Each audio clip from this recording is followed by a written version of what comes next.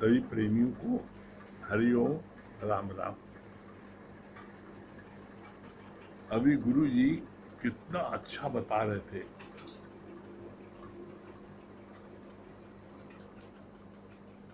न जोत आती है न जाती है, इसके मतलब क्या, रहती ही रहती है। कैसे? जैसे आकाश, आकाश रहता ही रहता है, कहीं आता जाता नहीं है।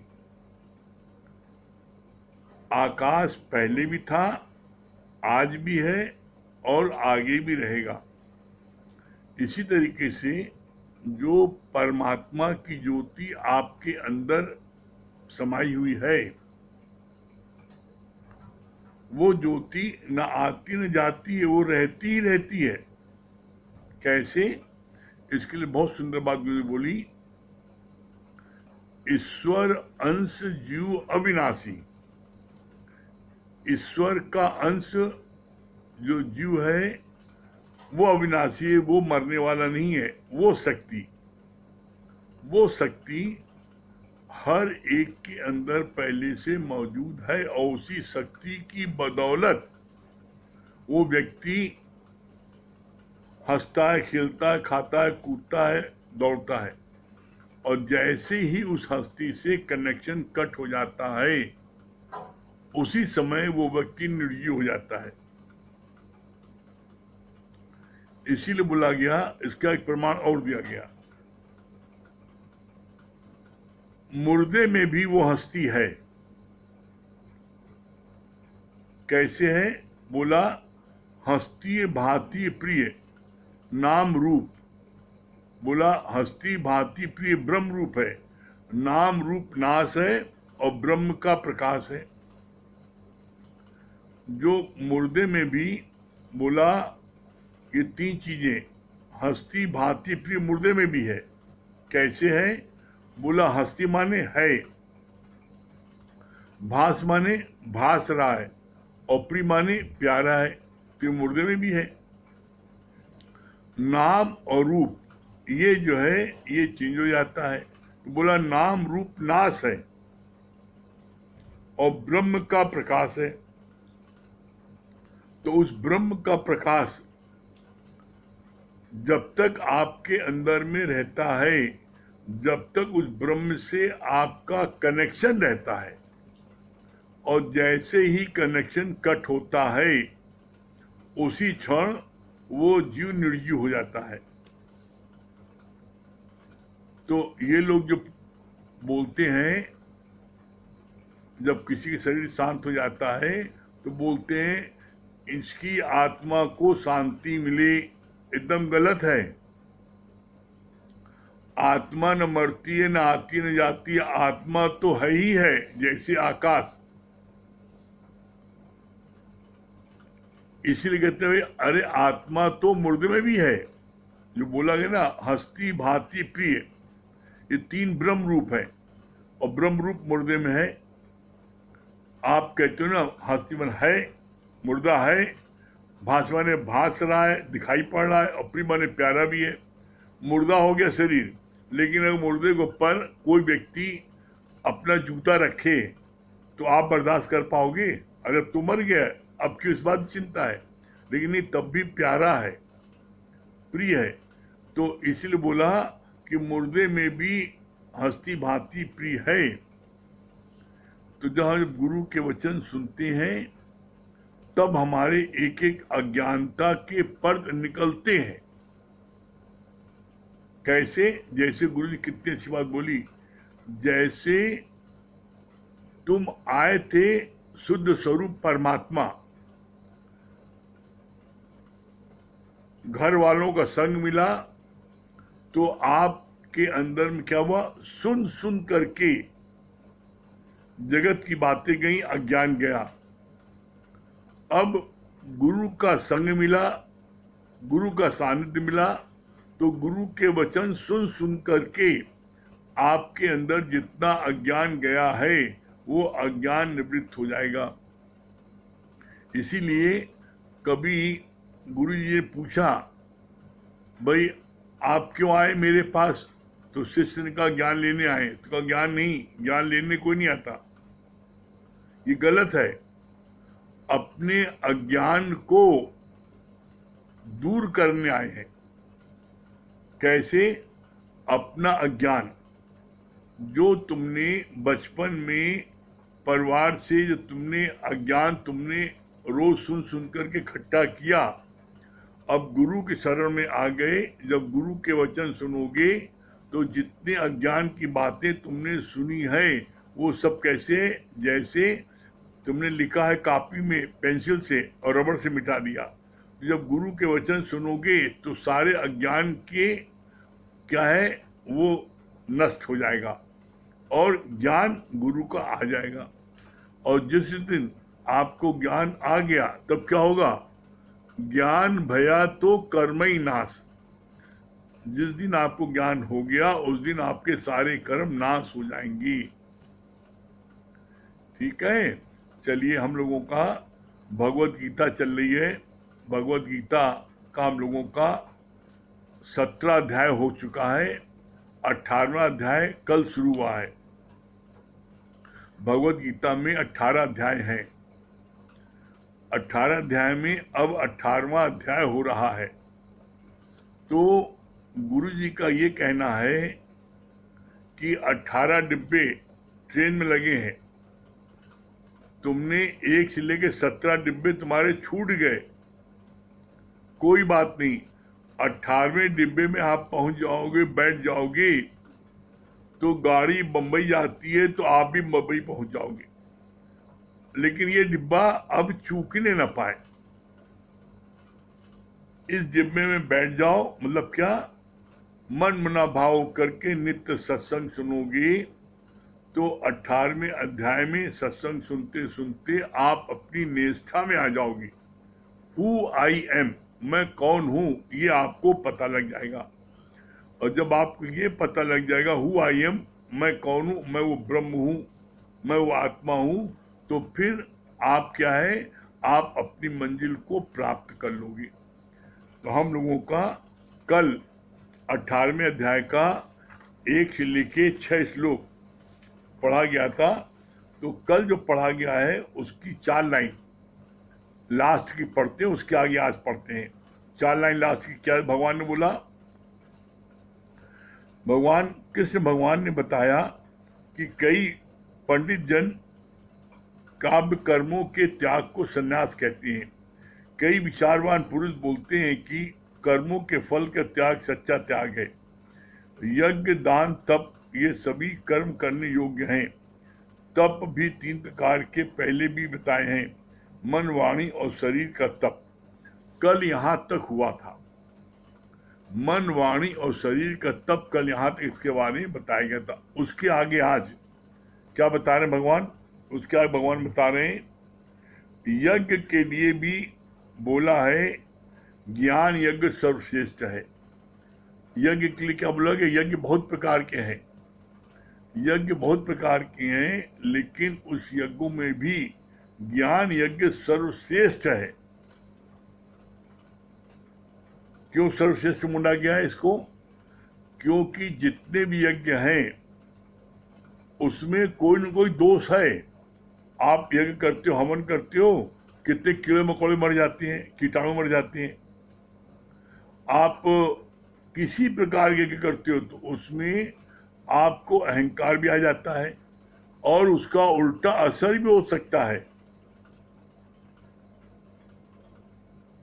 लेकिन ज्ञान यज्ञ का उल्टा असर नहीं होता, और ज्ञान यज्ञ का जो है हमेशा 200% फायदा ही फायदा होता है।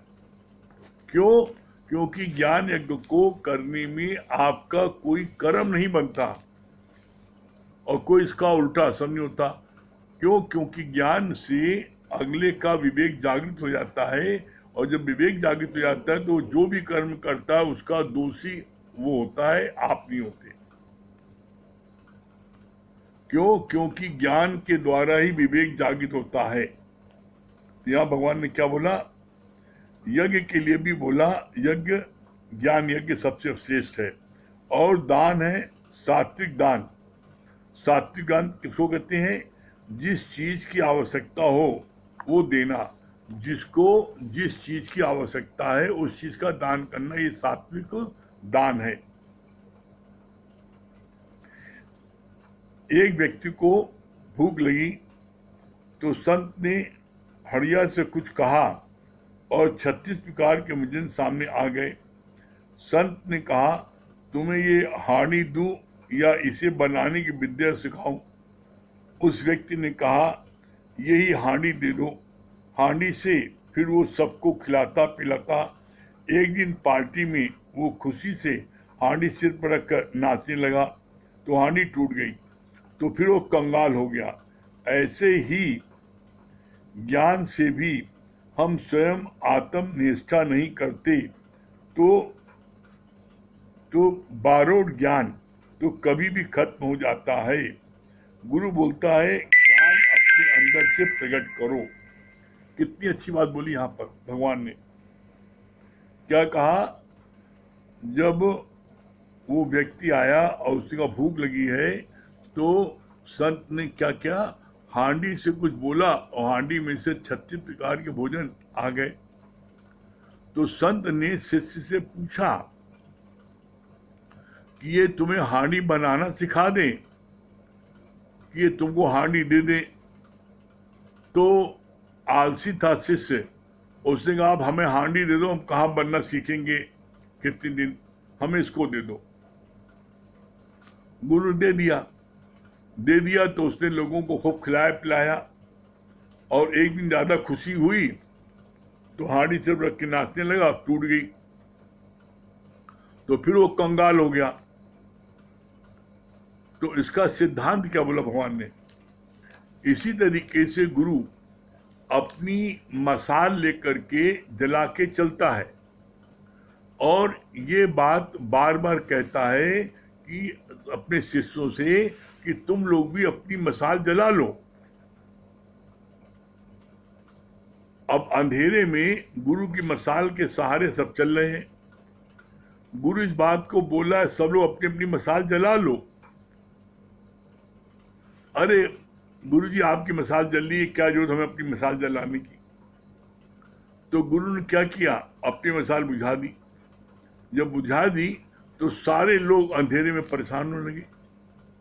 तो बोला, जब गुरु रोज तुम्हें ज्ञान बता रहा है, सुना रहा है कि अपनी आत्म जागृत कर लो, अपनी आत्म जागृत रोज कर लो।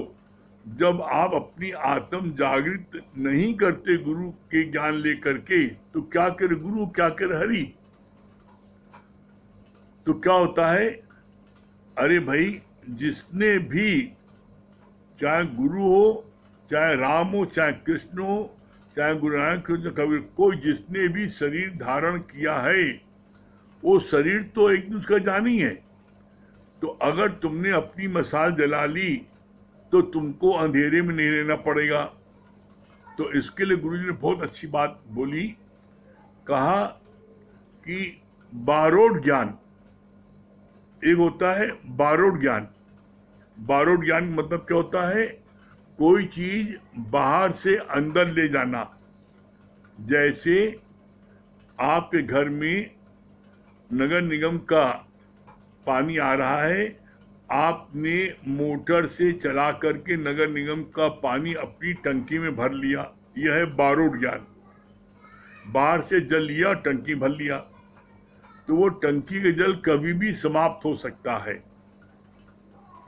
और एक होता है आत्म ज्ञान, अंदर से निकला हुआ।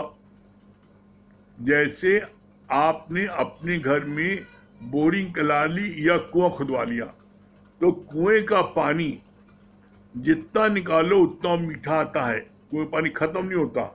टंकी का पानी कभी भी खत्म हो सकता है, लेकिन कुएं का पानी आप 100 बाल्टी पानी निकालो तो और मीठा हो जाए, खत्म नहीं होगा। लेकिन टंकी का 100 बाल्टी पानी आप इस्तेमाल करोगे तो वो पानी आपका समाप्त हो गया।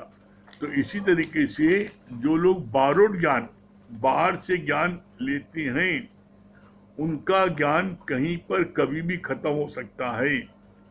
लेकिन जिन्होंने गुरु के सामने बैठ कर के गुरु के ज्ञान को नित्य लिया तो उनके अंदर में गुरु बोरिंग कर देता है, तो वो बोरिंग का पानी कभी समाप्त नहीं होता, चाहे आप कितने घंटों बताते रहो समाप्त नहीं होगा। तो यहाँ पर हमें गुरु से बोरिंग करवानी है, ना कि बारोड ज्ञान लेना है। तो इसके लिए बहुत अच्छी बात बोली कि जब गुरु ने अपनी मसाल बंद कर दी तो सब लोग परेशान हो गए। तो इसी तरीके से जब गुरु का शरीर ब्रह्मलीन हो जाता है और जिन्होंने गुरु से अपनी मसाल नहीं जलाई तो वो लोग बड़ा परेशान होते हैं, अधूरे रह जाते हैं, रोते हैं, बिलखते हैं, परेशान होते हैं कि अरे गुरु को रहते मैंने क्यों नहीं अपनी मसाल जलाई। तो इसलिए जो बुद्धिमान होते हैं, बुद्धिमान किसे बोलते हैं? बुद्धिमान वो है जो बुद्धि गुरु की बात को तत्क्षण मान ले, जो गुरु की बात को तत्क्षण मान ले वो है बुद्धिमान। तो यहाँ पर हम जब गुरु की बात को मान लेते हैं तो हमने भी अपने अंदर में क्या है वो दीपक जला लेते हैं। तो फिर क्या होता है, फिर हम कभी भी अंधेरे में ठोकर नहीं खाते। ठोकर हमेशा मिलेगी आपको अंधेरे में, प्रकाश में नहीं मिलेगी। इसीलिए एक लाइन आती है, ज्ञानी जन क्या करते हैं, वो हर समय हर वक्त गुरु ज्ञान का दीपक मन मंदिर में जलाए रखना पड़ता है। जो गुरु के ज्ञान के दीपक को हर समय जलाए रखिएगा उसको कहीं भी ठोकर नहीं मिलेगी, कहीं भी उसको किसी प्रकार का भय नहीं लगेगा, कभी दुविधा नहीं होगी, कभी उसको भ्रम नहीं होगा। क्योंकि जो भी भ्रम, संशय, डर पैदा होता है वो अंधेरे में होता है, प्रकाश में नहीं होता। जैसे अंधेरे में तार पर कुर्ता फैला है, अब आपने अंधेरे में देखा तो आपको लग रहा है भूत है, आप डर के भागते हो, चिल्लाते हो भूत भूत। अंधेरे में रस्सी दिखती है, सांप, आप सांप सांप चिल्लाते हो, भागते हो। लेकिन जब आप प्रकाश करते हो तो अपने ऊपर हंसते हो, अरे ये रस्सी दे मैं कैसे समझ, सांप है। अरे जब प्रकाश करते तो दिखाई पड़ता है ये तो तार पर कुर्ता फैला था, हम भूत भूत समझ रहे थे। तो इसी तरीके से दुनिया में भी जब हमारे को ब्रह्म ज्ञान नहीं होता तो हम किसी को अपना विरोधी, किसी को अपना दुश्मन, किसी को कुछ समझते हैं और उनसे हम डरते हैं। लेकिन जब ज्ञान का प्रकाश हो जाता है कि एक भगवान के अलावा, ब्रह्म के अलावा इस पूरे ब्रह्मांड में कोई दूसरा बना ही नहीं है, जब गुरु के ज्ञान को हम समझ लेते हैं तो ये पता लगता है कि पूरे ब्रह्मांड में ब्रह्म के अलावा कुछ भी नहीं है। जो दिखे सब चलनहार, जो दिखे वो सब भ्रम है। जैसे आपको दिखाई तो पड़ रहा है, कितनी अच्छी बात बताई भगवान ने। जैसे पिक्चर हॉल में, आप पिक्चर हॉल में आप जाते हो तो पिक्चर हॉल में जब अंधेरा होता है तब आपको पिक्चर दिखाई पड़ती है साफ साफ, और जब उसी पिक्चर को अगर हॉल में लाइट जल जाती है तो वो पिक्चर आपको साफ साफ दिखाई नहीं पड़ती और आप उससे प्रभावित भी नहीं होते। इसी तरीके से जो पिक्चर हॉल में पिक्चर देख रहे हो, उसे मार्केट देख रहे हो, जब लाइट जल जाती है तो वो जो है आपको जो है उसका प्रभाव नहीं पड़ता। इसी तरीके से जीवन में कोई भी दुख सुख आता है, मान होता है, अपमान होता है, लाभ होता है, हानि होती है, कुछ भी होता है, और गुरु के ज्ञान का दीपक आपके मन मंदिर में जलता रहता है, तो उस ज्ञान के दीपक के जलने के कारण आप किसी भी बात से प्रभावित नहीं होते। और जब आपके अंदर ज्ञान का दीपक बुझ जाता है तो आप फिर अपने मान अपमान में भी दुखी होते होते हो, दुख सुख होता है, लाभ हानि में दुख सुख होता है, जीवन मृत्यु में दुख सुख होता है, हर चीज में दुख सुख आपको होता है। लेकिन अगर आप चाहते हो कि हर समय आपके अंदर में आनंद की प्राप्त हो, हर समय आप अपने आनंद में रहो, तो उसके लिए जरूरी है हर वक्त गुरु ज्ञान का दीपक मन मंदिर में जलाए रखना पड़ता है। जब गुरु के ज्ञान का दीपक आप मन मंदिर में जलाए रखोगे तो फिर आपको दुनिया की कोई ताकत दुखी नहीं कर सकती, दुनिया की कोई ताकत आपको मायूस नहीं कर सकती। आप करके देखो।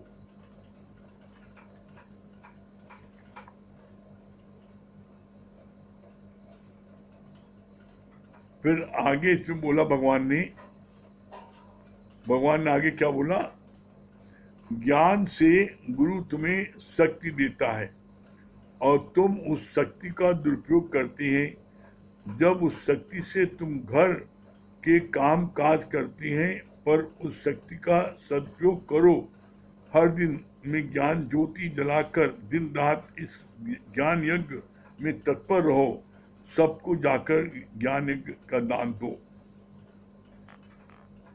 क्या बोला भगवान ने?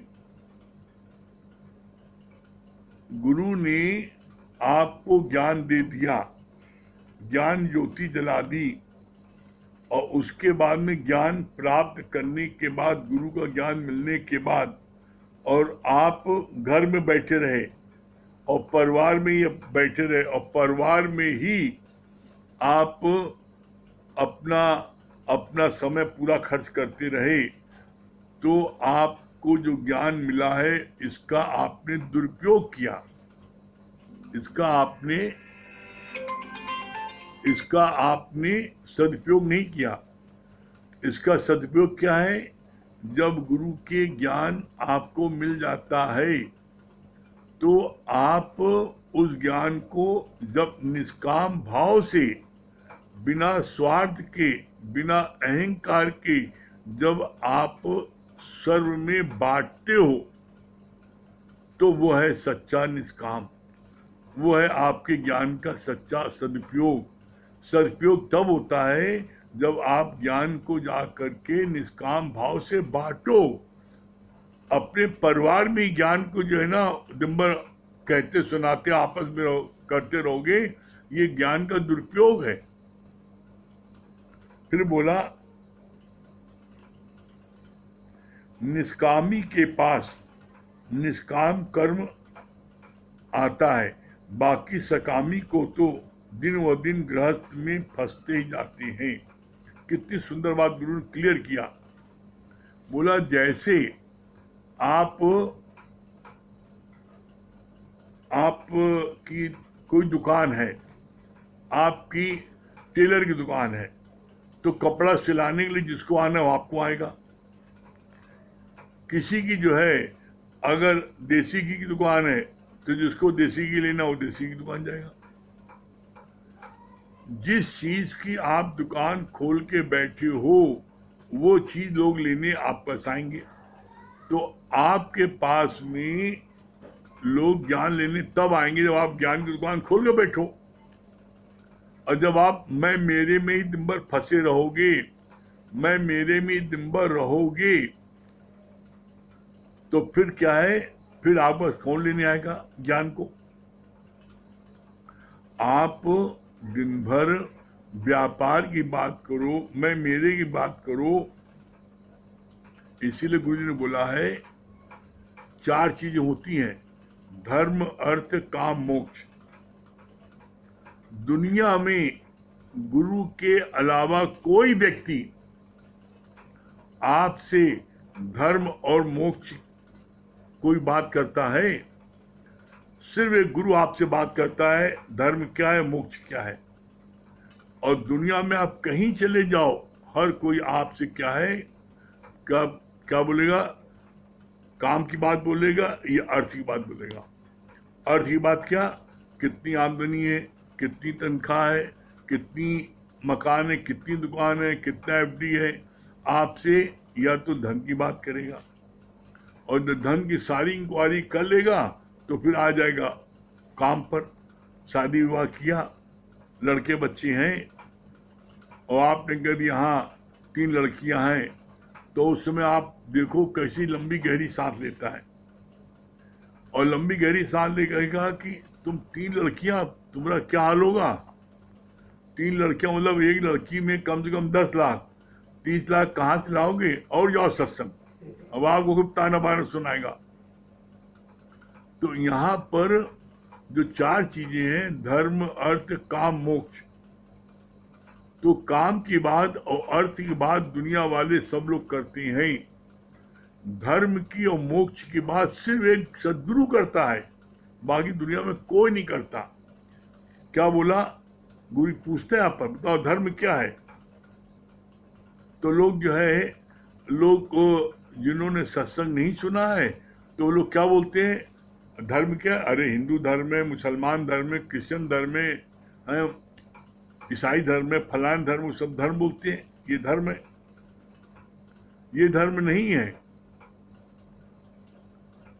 धर्म कौन सा है, गुरु ने क्या बोला, ज्ञान के हिसाब से तुम्हारा धर्म क्या है, अशोक रहना तेरा धर्म है, ये ज्ञान के हिसाब से।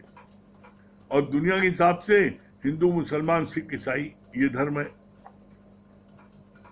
लेकिन ज्ञान के हिसाब से अशोक रहना तेरा धर्म है।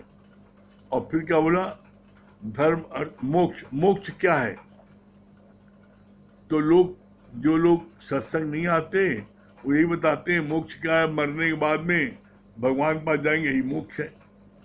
मरने के बाद में आज तक कोई भी, तुम्हारे खानदान में कितने लोग चले गए, कोई आगे बताया कहाँ पहुंचे हैं, किसी ने बताया आगे, पर बाबा भाभी सब कितने पहुंच गए, किसी ने बताया हम कहाँ है, नरक में, स्वर्ग में। अरे कुछ नहीं, नरक स्वर्ग कुछ ऊपर नहीं है, सब यहीं पर है। बोला मोक्ष क्या है, तो उसको गुरु ने एक लाइन में बोला, अभी कभी बताया, क्या बोला, सर्व दुखों की निवृत्ति और परम आनंद की प्राप्ति, यही है मुक्ति। अगर आज अभी इस समय आपके मन में किसी प्रकार की कोई सोच नहीं है, किसी प्रकार की कोई विक्षेपता नहीं है, किसी प्रकार की कोई नेगेटिव थिंकिंग नहीं है, और आप हर समय प्रफुल्लित आनंद में है, तो यही मुक्ति। और क्या है, इसके लिए बोलते हैं मुक्ति भरे यहाँ पानी, यहाँ मुक्ति पानी भरती है। मुक्ति की अभिलाषा भी नहीं है ज्ञानी को। क्यों अभिलाषा नहीं है, अरे वो मुक्त होके पहले से बैठा है। जब भाई मुक्ति उसको चाहिए जिसको मुक्ति जो है आपके न मिली हो। अरे ज्ञानी मुक्त स्वरूप है। जैसे आप किसी से कहो कि भाई आप चाय पीना छोड़ दो, चाय बड़ी नुकसानदेह होती है, तो भाई हम जब चाय पीते हो तब छोड़े ना, अरे हम तो पहले छोड़े हैं। ज्ञान को समझो, जब आप पहले से मुक्त हो, आपको किसी बात की कोई चिंता नहीं है, हर समय अपने आनंद में हो, तो आप मुक्त हो।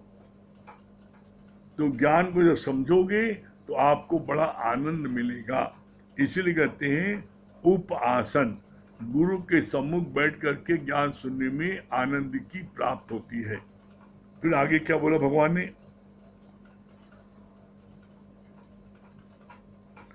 निष्कामी के पास निष्काम कार्य आता है, बाकी सकामी तो दिन व दिन गृहस्थ में फंसते जाते हैं।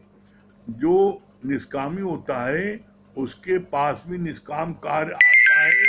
जैसे दर्जी के पास कपड़ा सिलाई के लिए आता है, डॉक्टर के पास मरीज दिखाने के लिए आते हैं, हलवाई के पास मिठाई लोग लेने आते हैं, उसी तरीके से जो निष्कामी होता है उसके पास निष्काम कर्म अपने आप आता है। और जो सकामी होते हैं वो उसमें फंसते जाते हैं, गृहस्थ में और फंसते जाते हैं। क्यों बोला, गृहस्थ को क्या बोला गया है, बोला गया दलदल। तो दलदल में यदि कोई व्यक्ति फंस जाए और जितना वो निकलने की कोशिश करता उतना और फंसता जाता है। तो बोला वहां पर आप फंसते जा रहे हो और आपके पास फिर कोई नहीं आ रहा है, और जब आप निष्कामी हो तो आपके पास में निष्काम लिए हर कोई आ रहा है। फिर आगे बोला भगवान ने, आसक्ति और फल को त्याग कर कर्म करना ही श्रेष्ठ कर्म है। कितनी बढ़िया बात बोली है। आसक्ति और फल को त्याग कर कर्म करना ही सर्वश्रेष्ठ कर्म है। सर्वश्रेष्ठ कर्म क्यों माना गया? क्योंकि अगर आपकी किसी भी कार्य में आसक्ति नहीं है और फल की इच्छा नहीं है, यही सच्चा निष्काम कार्य हुआ। सच्चा निष्काम कार्य और किसे कहते हैं? फल की इच्छा न हो, आसक्ति न हो, अहंकार न हो, बस यही सच्चा निष्काम है।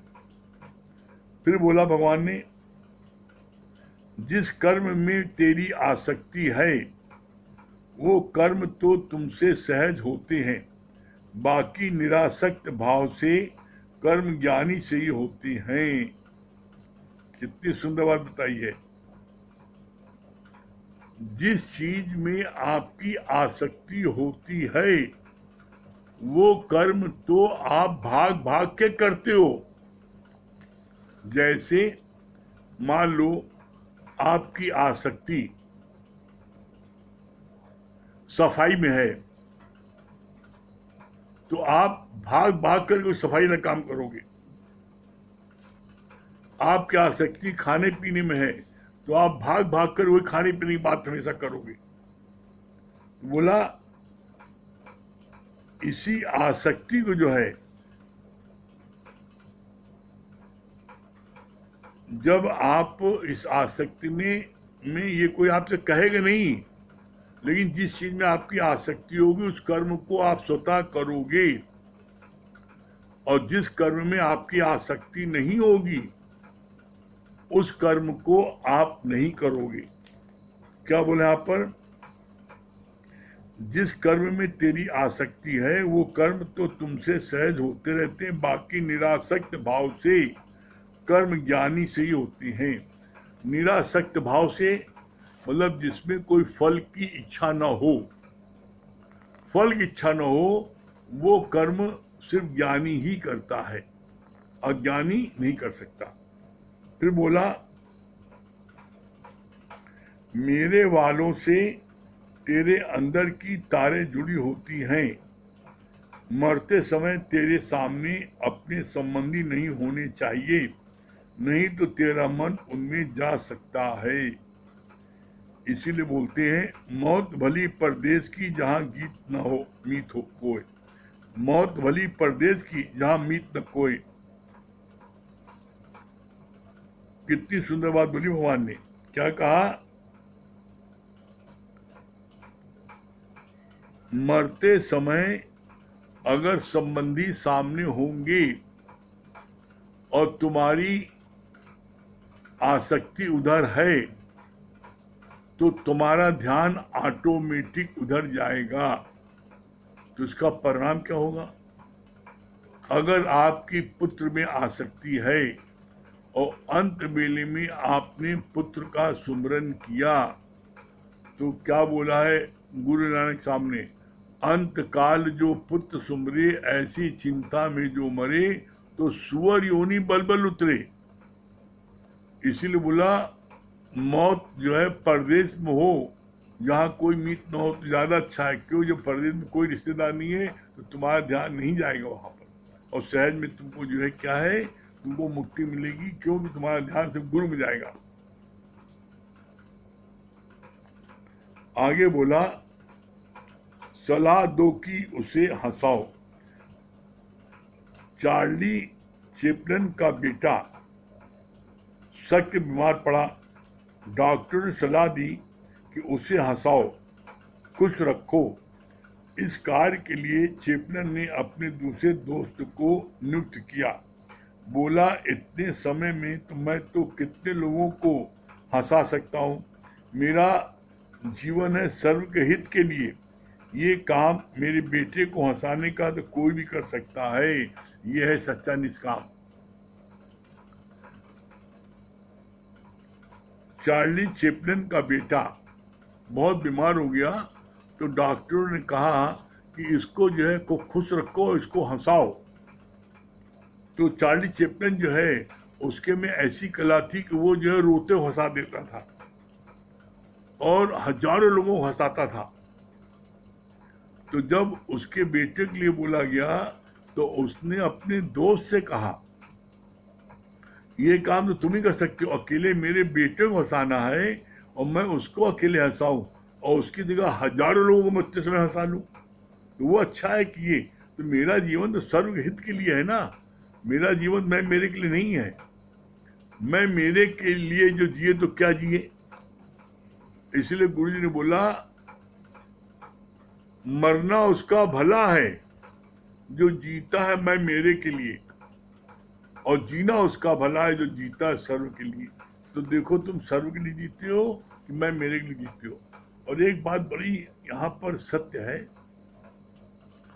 आप मैं मेरे के लिए जियोगे तो आपके अंदर में कभी भी आनंद की प्राप्ति होगी। मैं मेरे के लिए जियोगे तो आपको सुख और दुख दोनों मिलेगा, कभी सुख मिलेगा कभी दुख मिलेगा। बच्चे ने कहना माना बड़ा सुख मिला, कहना नहीं माना दुख मिला। आपके मन पसंद कार्य कर दिया सुख मिला, मन के विरुद्ध कार्य किया दुख मिला। तो बोला मैं मेरे के लिए कार्य करने पर आपको जीवन में सुख दुख मिलेगा, आनंद की प्राप्ति होगी।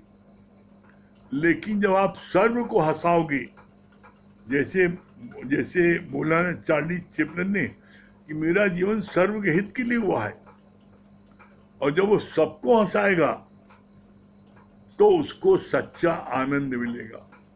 कैसे, इसका हम आपसे निवेदन करेंगे, आप सिर्फ एक दिन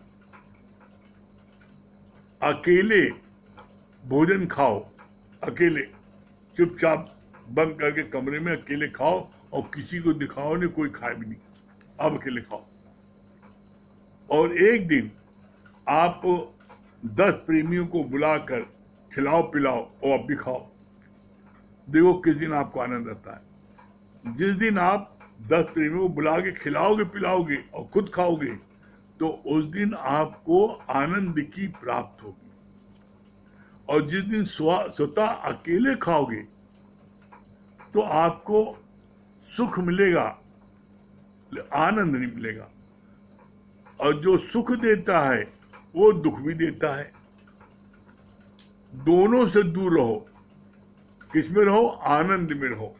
ऐसा कार्य करो जिससे आपको आनंद की प्राप्त हो, और आनंद की प्राप्त होती है देने में, आनंद की प्राप्त लेने में नहीं होती है। आप ऐसा मात्र एक दिन करके देखो। कैसे, इसका गुरुजी ने बड़ा प्यारा दृष्टांत सुनाया। क्या बोला, एक व्यक्ति हमेशा बड़ा उदास मायूस रहता था, तो उसको देखा का तो हमेशा मायूस उदास रहते को क्या करे। तो गुरुजी ने कहा कि ये लो, उसको किशमिश दी और किशमिश दी का इसको जाके बांट के आओ तो तुमको आनंद की प्राप्त होगी। उसने गया तो वही अंधा बाड़े रेवटी पुन पुन अपने हाथ, वही अपने अपने मैं मेरे, मेरा पोता, मेरी पोती, मेरा बिटवा, मेरा ये नाती, सबको जाके बांट दिया। उन सब ने लिया और जो है उसको जो है क्या किया, कितनों ने फेंक दिया, कितनों ने खाया और बस चलते बने। पूछा कि तुम्हें कुछ फर्क लगा? का कोई फर्क नहीं। कहा किशमिश किसको बांटा?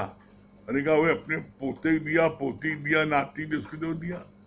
कहा अच्छा अब ऐसा करना, अब ये किशमिश लो और इसको ले जा करके जहां तुम्हारे पोता पोती नाती खेल रहे हैं वहां जितने बच्चे हैं सबको बांट के आना। तो ऐसे किया उसने, जब सबको बांटा तो जितने बच्चे हैं, कोई बाबा, कोई नाना, कोई चाचा, कोई दादाजी, हमको भी दे दो, खूब बच्चे खूब हंसे खुशे, खूब खुशी मनाए।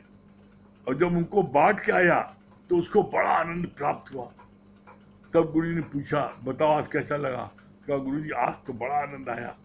तो जब आप सर्व में निष्काम भाव से कोई चीज बांटते हो तो आपको आनंद की प्राप्त होती। क्यों? क्योंकि उधर से रिस्पांस मिलता है। उधर से रिस्पांस क्या मिला? क्या बोला उन्होंने?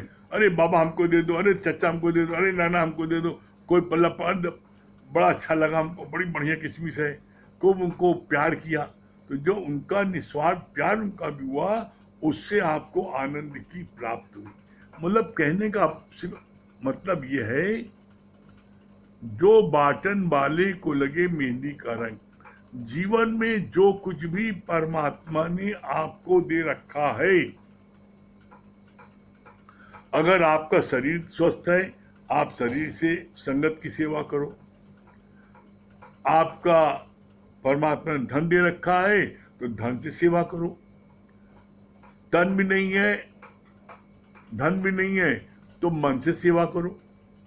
आप जब अपना तन मन धन सर्व के हित के लिए बांटोगे, खर्च करोगे, तभी आनंद की प्राप्त होगी। अन्यथा कुछ भी कर लो, आनंद की प्राप्त नहीं हो सकती। इसीलिए कहा जाता है, जो अपने तन का, मन का, धन का दूजों को जो दे दान, वो सच्चा इंसान, वो धरती का भगवान। धरती का भगवान कब है? जिसने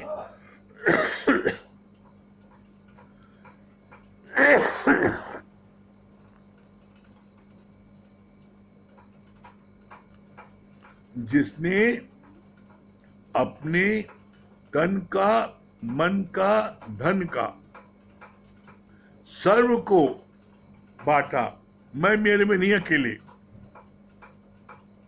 मैं मेरे में बांटोगे तो आनंद की प्राप्ति नहीं हो सकती है। आप करके देखो और आपको आनंद न मिले तब कहना, ठीक है? हाँ महेश भैया, जगदीश निकालो।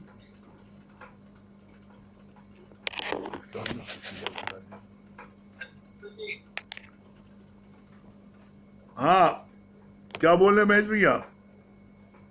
हरिओम गुरु जी। हरिओम। बहुत अच्छी आपकी बात है कि जो अपने मैं मेरे वालों के लिए जीता उसका मरना भला है, और जो स्वर्ग के लिए जीता उसका जीना भला है। और जैसे आपने बताया ना कि 4 प्रेमियों को बुला के खाओ पियो मौज लो आनंद लो, उसका मजा लेके देखो, और वही 4 रिश्तेदार को बुला के देखो, उसका आनंद देखो। ये बात बहुत अच्छी। जैसे आज हम लोगों ने आपका इतना अच्छा भाभी का बर्थडे अरेंजमेंट आपने करा और कितना मौज आया सब प्रेमियों ने सर्वहित के लिए, तो सच में उसकी खुशी की कोई व्याख्या नहीं करी जा सकती। बहुत अच्छा लगा। हाँ क्या बोल रही संगीता रानी? बहुत अच्छी बात है कि आगे बाटन वाली व्यक्ति करा, तो जैसे सही बात है कि जो बांटने में देने में सुख है वो लेने में सुख नहीं है। हाँ हरिओम। हरिओम, वाह भाई वाह। आप आज ही लौटी क्या बबली वहां से? क्या बता रही हैं? जो स्वार्थ से जो काम करे वो जो है तो फलित नहीं होता है। जो निष्काम करे केवल स्वार्थ के, वो आनंद देता है। हाँ वेरी गुड, बहुत बढ़िया। वह ऐसे मुस्कुराती रहा करिए आप। हरिओम। हाँ हाँ सुशीला जी,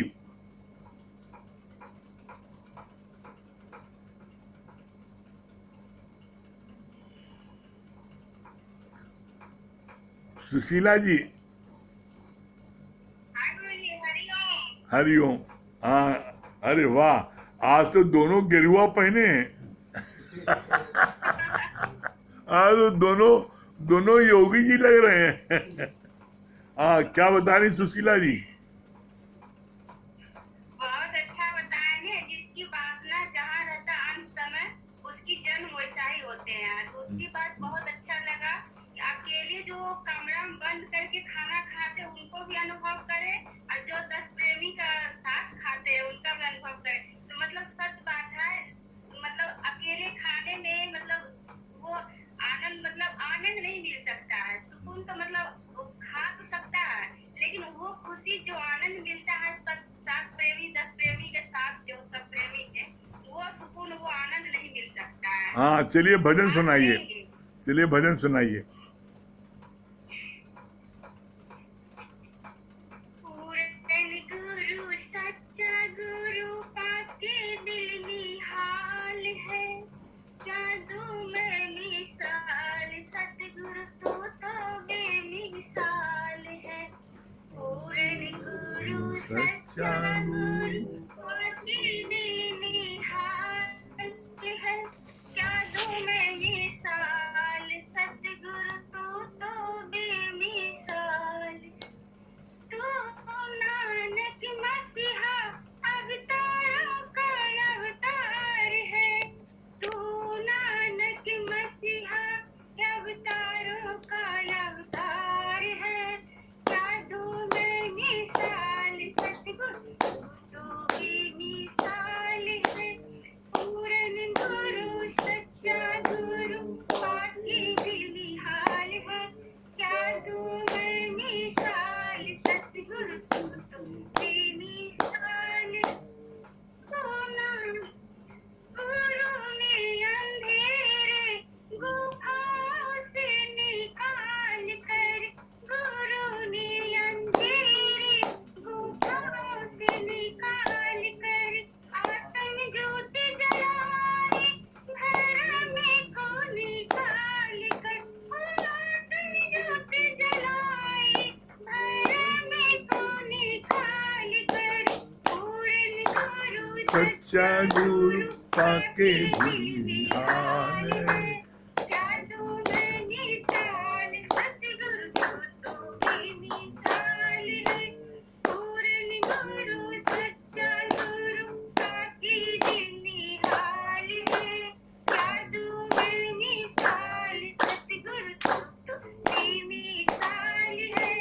आग सी तपती दुनिया में गुरु शीतल छाया है, आग सी तपती दुनिया में गुरु शीतल छाया है। जिसने दुख दर्द गमों से छुड़ाया है, जिसने दुख दर्द गमों से छुड़ाया है।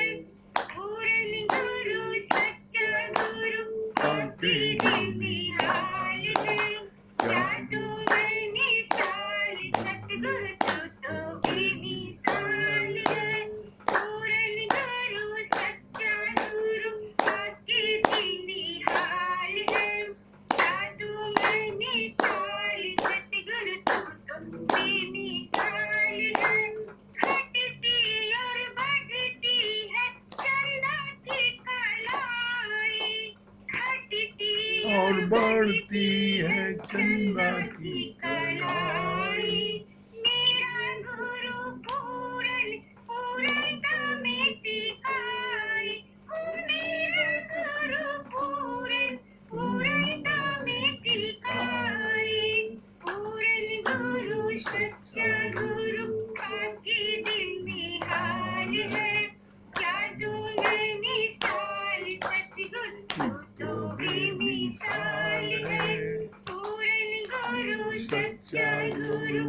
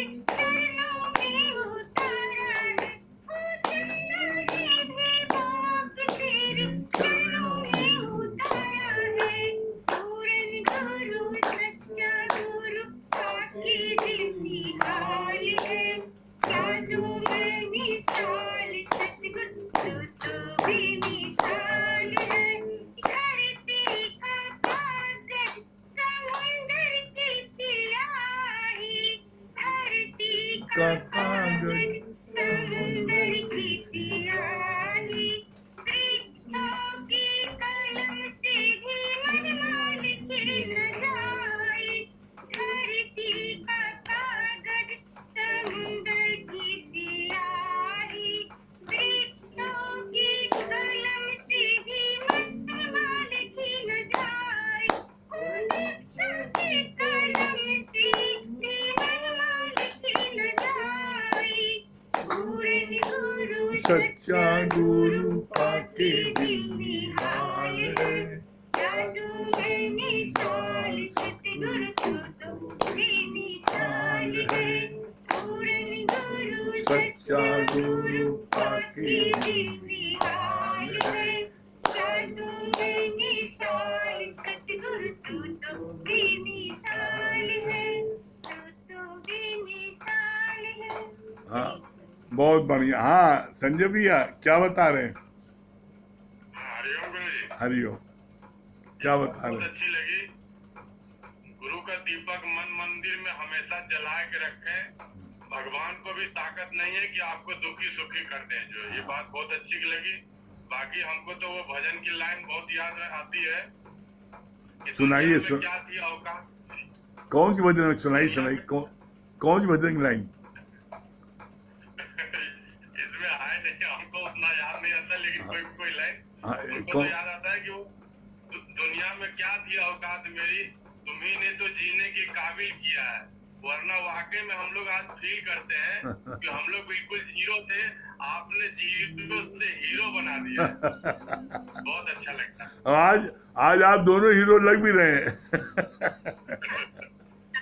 हरिओम हरिओम हरिओम। इतना हम सब आपने सिखाए हैं, आपके ही सबसे बड़ा शुक्राना है आपका गुरु जी। जितना करे उतना कम। हाँ पूनम जी। केवल आपने सिखा। हाँ पूनम जी। हरिओम गुरु जी। हरिओम। हरिओम। हाँ पूनम जी क्या बता रही हैं? हाँ बहुत अच्छा लगा आपने बताया ज्ञान यज्ञ के बारे में। ज्ञान यज्ञ सबसे बड़ा यज्ञ है क्योंकि हमारा विवेक जागृत करता है। और यज्ञ आपने बताया ना कि हवन वगैरह जो मतलब उससे दोष लग सकते हैं। आपने बहुत एक बात बहुत अच्छी लगी कि अंधे को जो है गुरु जो है रोशनी दे सकता है, लेकिन उसको पूरे रोशनी नहीं दे सकता। हाँ। नहीं दे सकता। ये हाँ बात भी बहुत अच्छी। बहुत अच्छी, बहुत बढ़िया। हाँ बहुत सुंदर। हाँ राकेश भैया।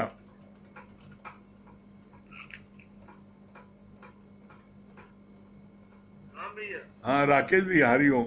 हाँ क्या बता रहे हैं? हाँ प्रणाम भैया। प्रणाम। क्या हाँ प्रणाम क्या बता रहे हैं भैया? अभी जो इन्होंने बताया कि सही बात है कि यहाँ पर जो भी आता है पहले वो जीरो ही आता है।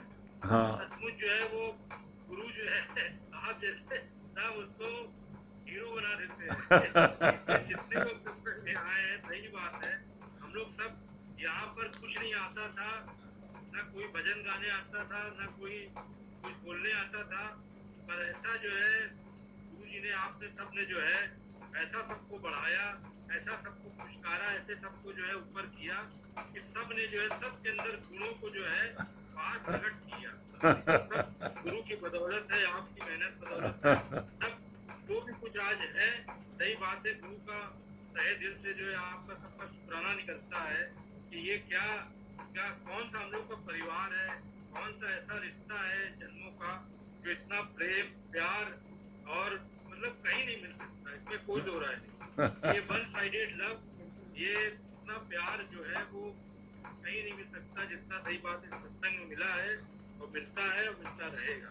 बहुत बढ़िया। सही बात, बहुत शुक्राना। हाँ संजू फारपामो ब्यूटी पार्लर।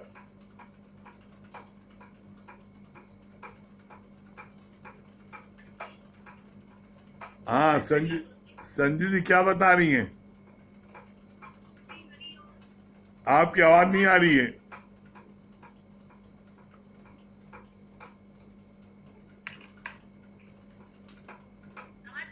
हाँ अब आई आवाज। हाँ बताइए क्या बता रही हैं? बहुत अच्छा लगा कि आज की वाणी इतनी अच्छी लगी गुरु जी कि जो चीज हमें दिखती है वो सत्य नहीं होती। सही बात है। की शक्ति ही परमात्मा है। और आसक्ति और फल की इच्छा जहाँ है वहाँ भगवान नहीं है। और बहुत अच्छा लगा, हम लोग इतने भाग्यशाली हैं जो आज अपने गुरु के छत्र छाया में हैं। हमसे नसीब वाला तो ज्यादा कोई हो ही नहीं सकता। बहुत अच्छा लगा। चलिए, हाँ, अपने आएंगे तभी मस्ती में आएंगे। बहुत बढ़िया। हाँ हाँ, चित्रा जी, हरिओम। हरिओम गुरुजी। हाँ हरिओम। वाह भाई वाह, पूरी 32 दिख रही चित्रा तुम्हारी। हाँ, क्या बता रही हो? आज बड़ी बहुत अच्छी चली। इतना अच्छा आप बता रहे थे गुरुजी कि मतलब जो संत के पास वो व्यक्ति गया, वो हाड़ी में से 36 प्रकार का भोजन खिलाया, तो संत जी पूछने लगे कि क्या बोलते थे, हाड़ी लोगे कि क्या बनाना सीखोगे कि हाड़ी लोगे? उसने कहा हाड़ी लेंगे। अब वो जब पूरा वो पार्टी कर रहा था तो सबको भोजन खिला रहा था, अब खुशी मारे हाड़ी सर पे रख के नाचने लगा, हाड़ी फूट गई, उसका सब कुछ चला गया। तो इसी तरह आप हम लोग को बताते हैं कि हमारे रहते वो ज्ञान को इतना वो अपने अंदर भर लो कि कभी भी कोई परिस्थिति आए तो उसमें डावाडोल मत हो। एक ये सच्चा गुरु सच्चे संत ही कह सकते हैं, बाकी और कुछ नहीं कह सकते। और जो आप बताए ना, जैसे बाहर से वो वाला ज्ञान बताए थे ना, जो बाहर की टंकी से भर के लाएंगे तो खत्म हो जाएगा। बारूद ज्ञान। अंदर की अपने अंदर की बोरिंग, ज्ञान की बोरिंग गुरु से करवा लो। हाँ, बहुत सुंदर। गुरु जी, हम लोग यही प्रार्थना करते हैं कि हम लोग के अंदर आप ज्ञान की बोरिंग कर दीजिए गुरु जी। बस यही चाहते हैं। हाँ, नरेंद्र भाई, हरिओम हरिओम। हरिओम हरिओम। हाँ, क्या बताया? बहुत अच्छा बताया आपने कि ये जीवन की 4 स्टेज होती हैं, धर्म, अर्थ, काम, मोक्ष। लेकिन जो है जगत वाले जो है केवल अर्थ की बात करते हैं, काम की बात करते हैं, कोई मोक्ष की बात नहीं करता। मोक्ष जगत वाले सोचते हैं कि जब हम मर जाएंगे तो चले जाएंगे तो मोक्ष मिल जाएगा। मोक्ष वो नहीं है। बताया कि आपने जो है मोक्ष तो जो है जब परमात्मा से मिल करके आप एक हो जाएंगे तब मोक्ष की प्राप्ति होगी, नहीं आवागमन के चक्कर में पड़े रहेंगे। हाँ, बहुत बढ़िया, ये बात अच्छी है। बहुत सुंदर। हाँ, राम प्रकाश भैया। हाँ, राम प्रकाश भैया। हाँ भैया, सर भैया प्रणाम। प्रणाम। हरिओम भैया। प्रणाम। अरे वाह, मित्रेश जी बैठी हैं, प्रणाम। सदगुरु ने कोट कोट शुक्राना दिया, बहुत अच्छा लग रहा था। आप चार्ली चैपलिन के लिए जैसे बता रहे थे कि उसका बेटा खुद बीमार हुआ तो उसने कहा मैं इसको क्यों हंसाऊं, अपने साथी से उसने बोला कि तुम इसको हंसाओ, मैं तो लाखों करोड़ों को हंसाऊंगा, तब मुझे शांति और आनंद की प्राप्ति होगी। सही बात है। जैसा आप बता रहे थे ना अभी कि जो बांटन वाले को लगे मेहंदी का रंग, जब हम बांटते हैं अपने से अलावा तब अच्छा लगता है भैया। बहुत अच्छी बात लग रही थी और ये मित्र से बता रही। सबसे भैया बहुत अच्छी बात लगी कि जब मैं मेरे से हट के जब हम कार्य करते हैं तो हमें आनंद की प्राप्ति होती है। हाँ। जैसे आपने उदाहरण बताया कि वो किसमिस बांटने के लिए दिया और जो वो अपने ही बस मोटी मोटी को बांटा तो उसको उतना आनंद नहीं आया। जब बोला जाओ सर को बांट के आओ तो उससे आनंद की प्राप्ति। हाँ, बहुत सुंदर। भैया जब हम सबसे प्यार करते हैं तो खुशी में आनंद मिलता है। हाँ, बहुत बढ़िया, के बहुत शुक्राने हैं। बहुत सुंदर। सही बात है। हाँ, भैया बहुत अच्छा लग रहा था। हाँ, जैसे बात चल कितनी रही थी बाकी है? कि हाँ भैया, हाँ। जैसे बात चल रही थी कि आते सब यहाँ बीमार है लेकिन सब डॉक्टर बन के निकलते हैं। ऐसा गुरु का शरण ऐसी जगह है ये गुरुधाम कि यहाँ पर आते सब बीमार है लेकिन डॉक्टर बन के निकलते हैं। हाँ, सही कौन बात। पूछता था तेरे मिलन से पहले, पूजा हुआ दिया था तेरे मिलन से पहले, तूने भर दिया मोती तो मेरी हो गई ये कीमत, वरना कौन पूछता था तेरे मिलन से पहले। हाँ, भैया कौन जानता था, एक गुरु है जो हम लोग को पहचानता है, जानता है और इतना आदर सम्मान दिलाता है समाज में। शुक्रिया भैया। बहुत बढ़िया। हाँ, एक लाइन सुना दिए मित्रेश जी, एक लाइन सुना दीजिए। हाँ। हम करे गुरु संग प्रीत अमृत बरसेगा, हम करे गुरु संग प्रीत अमृत बरसेगा, बरसेगा नित बरसेगा, बरसेगा नित बरसेगा, हम करे गुरु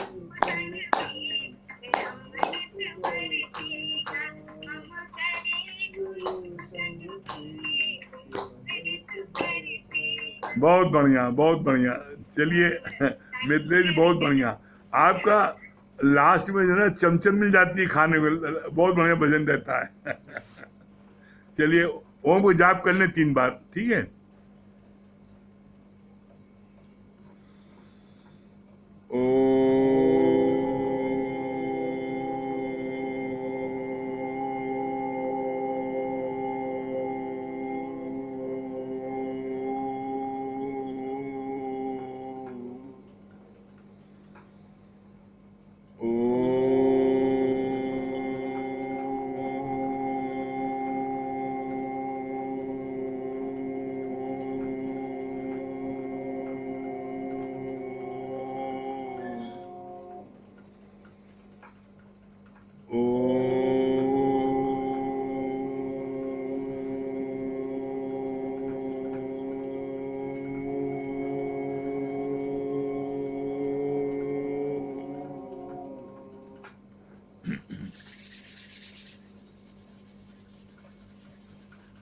सभी प्रेमियों को हरि ओम, राम राम।